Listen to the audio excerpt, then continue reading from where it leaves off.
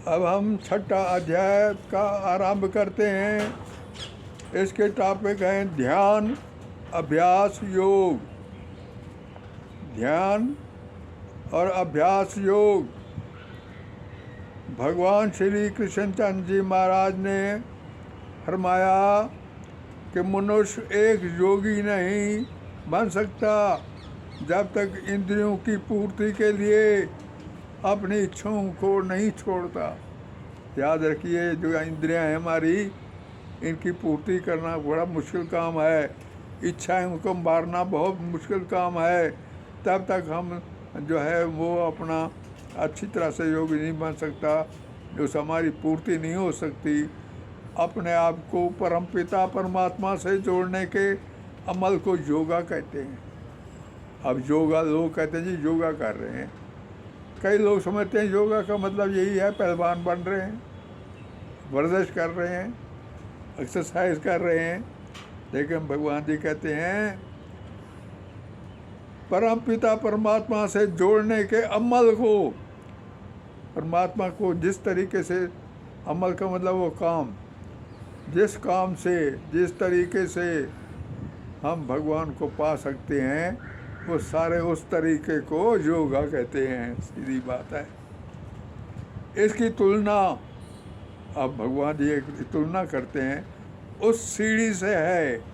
एक सीढ़ी रखी हुई है जिसके सर्वोच्च आध्यात्मिक सिद्धि प्राप्त की जाती है, जिसका ऊपर का किनारा वहाँ सिद्धि होती है।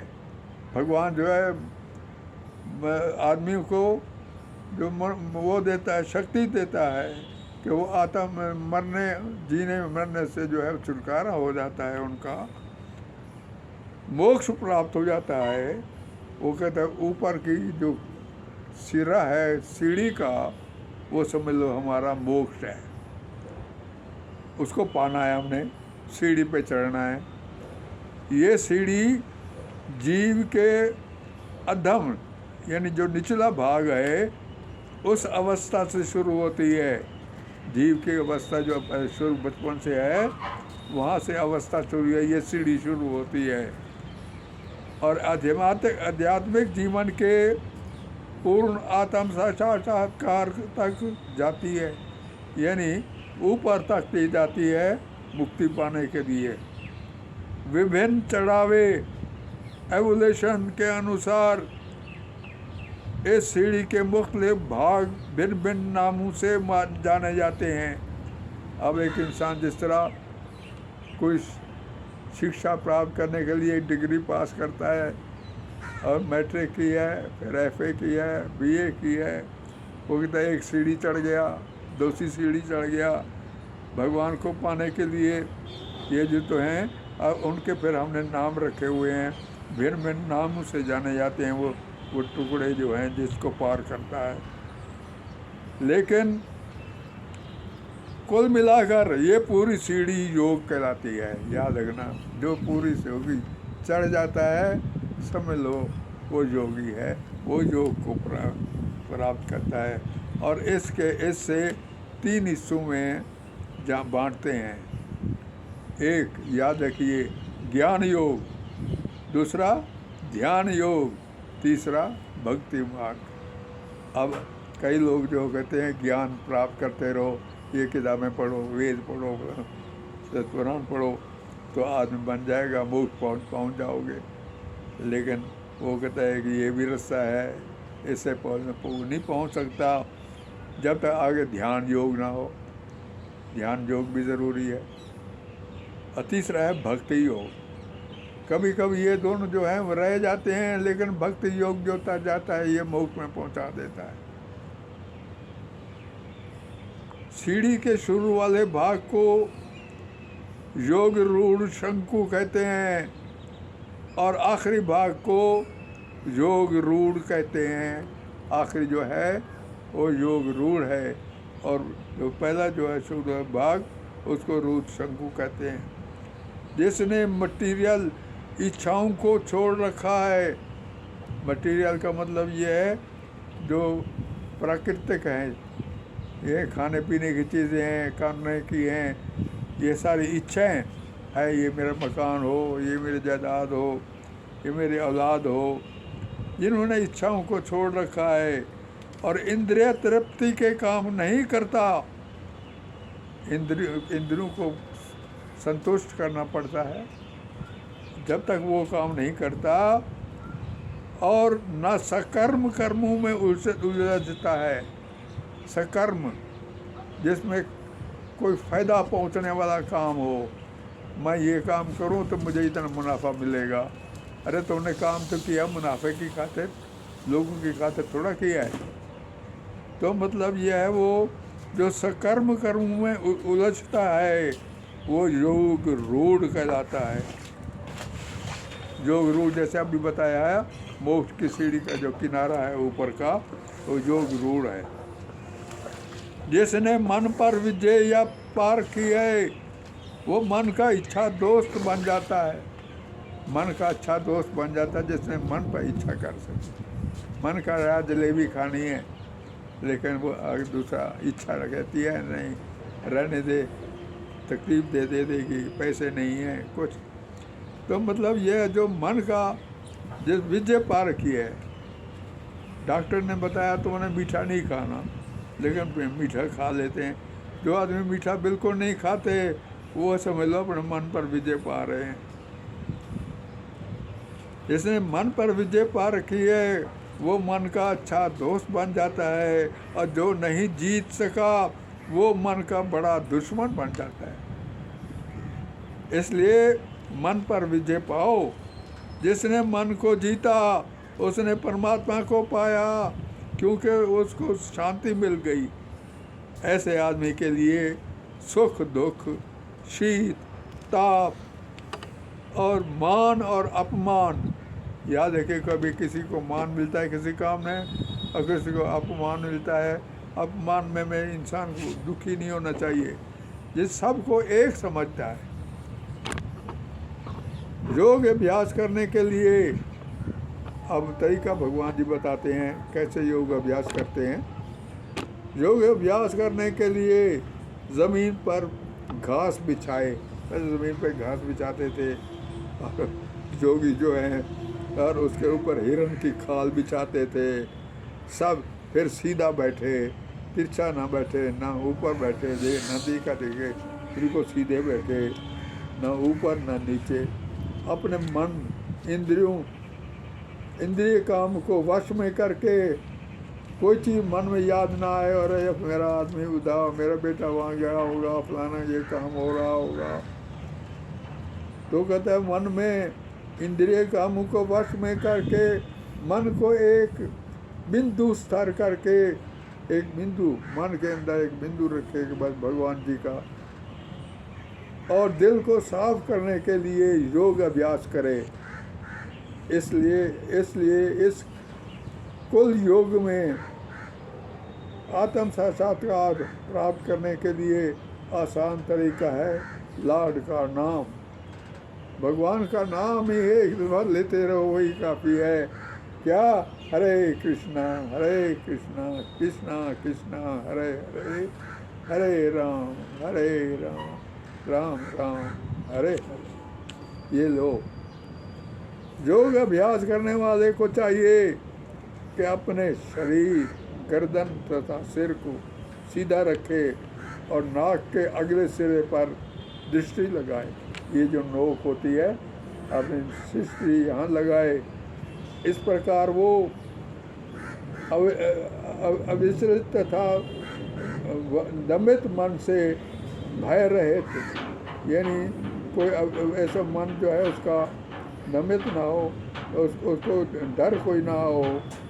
वो विषय जो जितने विषय हैं उन जीवन से पूर्णतया मुक्त होकर अपने हृदयों में इन सारी बातों को छोड़कर अपने दिल में मेरा नाम जपे, मेरा चिंतन करे और मुझे ही अपना चरम लक्ष्य बनाए। इस तरह शरीर का, मन और कर्म में निरंतर संयम का अभ्यास करता हुआ हम शासन मन योगी को भौतिक अस्तित्व की समाप्ति पर भगवान धाम की प्राप्ति होती है। भगवान धाम में पहुंच जाएगा वो। भगवान जहाँ रहते हैं वहाँ पहुंच सकता है। योग अभ्यास किसी भौतिक सुविधा की प्राप्ति के लिए नहीं किया जाता। ये नहीं कि किसी को सेहत बनाने के लिए बनाता है योग करो, नहीं, भगवान को पाने के लिए है। इसका मकसद तो इस भौतिक संसार को छोड़ना है। पता होना चाहिए इंसान को कि मैंने हमेशा रहना नहीं है, इस संसार को तो छोड़ना ही है। जो कहता है कि योग का मतलब शरीर को मजबूत करना है, वो गलत है। अब देखो फिर वही पॉइंट आ गया जो मैम ने अभी बताया है कि लोग कई समझते हैं कि योग जो है वही है कि दंड पहनना, कहीं सारे वर्जिश करना, सारे अंगों को जोड़ना, सब योग है। लेकिन नहीं, योग जो है भगवान को पाने का जो रास्ता है, जो मार्ग है, और जो सारा मटीरियल है, वो भगवान को पाने के लिए जो करता है वो योग जो है वो उसका शरीर ठीक रहता है और वो भगवान को पा सकता है। भगवत वृत्ति से मनुष्य भगवान धाम को प्रवेश करता है, यानी भगवत वृत्ति से मनुष्य भगवान धाम को प्रवेश करता है, भगवान धाम में पहुंच जाता है। मगर कोई ज़्यादा खाता है या कम खाता है, ज़्यादा सोता है या कम सोता है, ऐसे कोई योगी नहीं बनता। याद रखिए, एक इंसान कहे मैं कम खाता हूँ, मुझे एक फुल्का खाता हूँ, उससे भी योगी नहीं बन जाता। भगवान कहते हैं कि योगी सिर्फ कृष्ण भावना अमृत बन जाता है या बन सकता है। तो वो कृष्ण भावना नहीं कि वो कृष्ण भगवान का श्रद्धालु भगत जो है वो मान सकता है। जो पहले भगवान कृष्ण को खिलाता है, याद रखिए, जब खाना खाओ पहले भगवान का उसको हो कि भगवान मेरे भोग लगाओ। जो भगवान कृष्ण को खिलाता है फिर आप खाता है, मांस नहीं खाता, शराब नहीं पीता, सिगरेट नहीं पीता और कृष्ण भावना अमृत में रहता है, वही भगवान की प्राप्ति कर सकता है। मनुष्य तो इतना खाता है जितना ज़रूरत है और इतना सोता है जितना ज़रूरत है, वो कृष्ण धाम को जाता है। याद रखिए, इतना खाओ जितना ज़रूरत है, इतना काम करो जितना ज़रूरत है, उतना पैसे कमाओ जितना ज़रूरत है, तब ये भगवान को पहुंच सकते हैं। योगी तो योग में संकल्प तथा श्रद्धा की ज़रूरत होती है। योगी को योग में संकल्प, मैं बैठना है पक्का, भगवान को याद करना है, कोई ध्यान नहीं देना इधर उधर, श्रद्धा की ज़रूरत होती है, संकल्प होना चाहिए। फिर भगवान जी जो है संकल्प के लिए एक चिड़िया की मिसाल देते हैं। जैसे एक चिड़िया ने समुंदर के किनारे अंडे दिए और समुंदर ने उनके अंडों को ले लिया, बहा दिया। चिड़िया ने उससे फरियाद की समुंदर से कि मेरे अंडे वापस कर दो। समुंदर ने कहा नहीं, वापस नहीं होते। तो फिर उसने कहा अच्छा, मैं संकल्प करती हूँ, अपने चूंट से ही पानी भर भर के तेरे समुंदर के पानी को ख़त्म कर दूँगी। ऐसा संकल्प उसने किया, वो करती रही, पानी अपने चूंट से उठाए बाहर फेंके, अब उठाए बाहर फेंके बूंदें। अब इसकी दृढ़ता की कहानी जो हो, दृढ़ता की कहानी जो है, भगवान विष्णु के जो वाहन थे, उनके पक्षी जिस पर भगवान कृष्ण जी बैठ के जाते थे, वो पक्षी राज जो हैं गरुड़, जब उसको पता लगा कि उसके संकल्प से, तो वो बहुत ही खुश हुए। अरे जो इसने चिड़िया ने जो ये संकल्प किया है कमाल का है। उसने समुद्र से कहा, किसने, गुरु ने, कि जल्दी लौटा दो इसके अंडे वरना मुझे आगे आना पड़ेगा। समंदर डर गया, समंदर ने उसके अंडे जो है वापस कर दिए। भगवान जी आत्म साक्षात्कार के लिए 3 तरीके और रास्ते बताते हैं, 3 तरीके बताते हैं भगवान को पाने के, और बताते हैं आत्मा कोई प्राकृतिक चीज़ नहीं है। आत्मा याद रखिए, जो हमारे अंदर है वो भगवान का अंश ही है, वो कोई चीज़ नहीं है। मन इंद्रियों पर काबू पाना ये बहुत मुश्किल रास्ता है। पहली चीज़ बताते हैं कि 3 तरीके हैं ध्यान करना।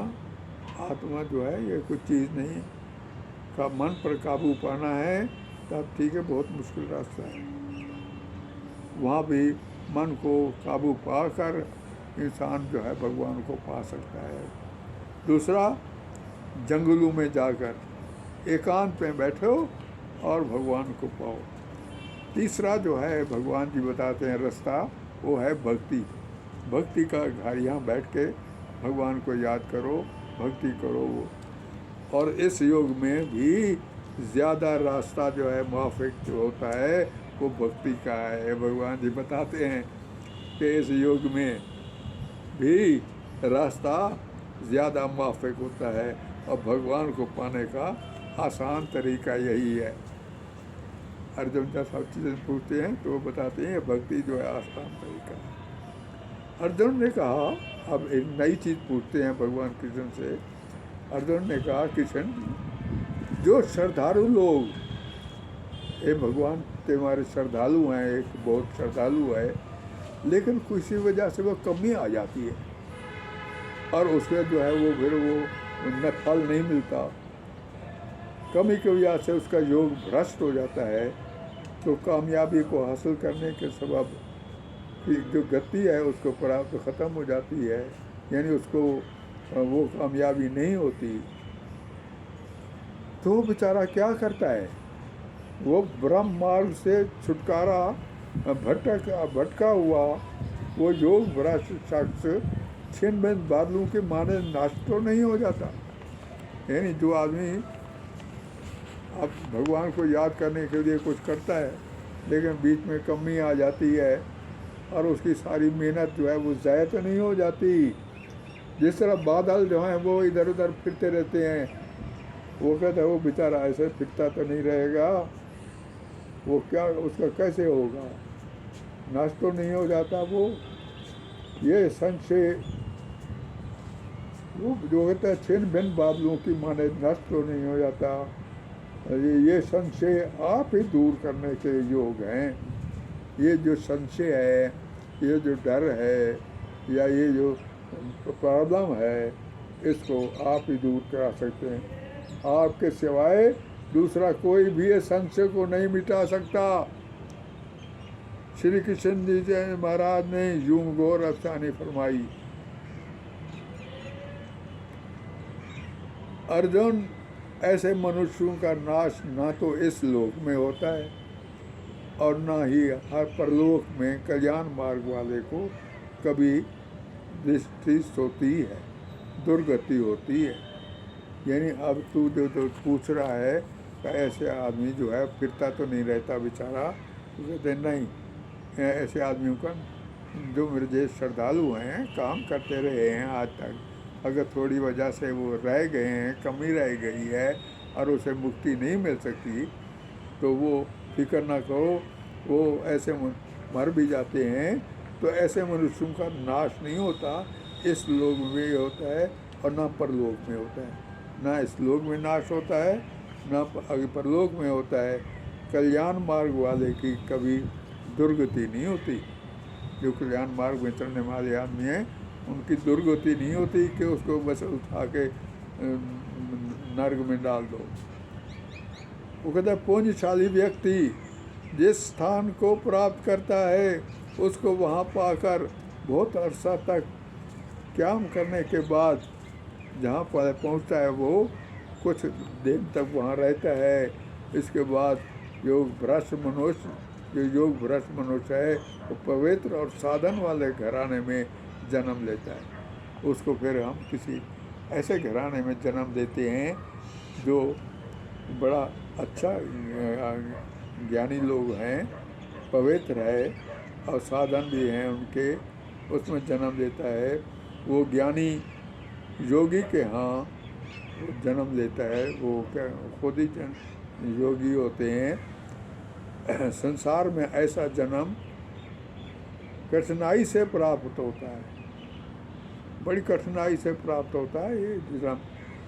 अर्जुन वहाँ से उसे पहले जन्म की बुद्धि के संस्कार मिलते हैं, याद रखना। अर्जुन वो कामयाब कैसे हो जाता है? उसको जो पहली जन्म के जो संस्कार थे, जो उसने अच्छे काम किए हुए थे, उसका फल मिलता है यहाँ पे भी।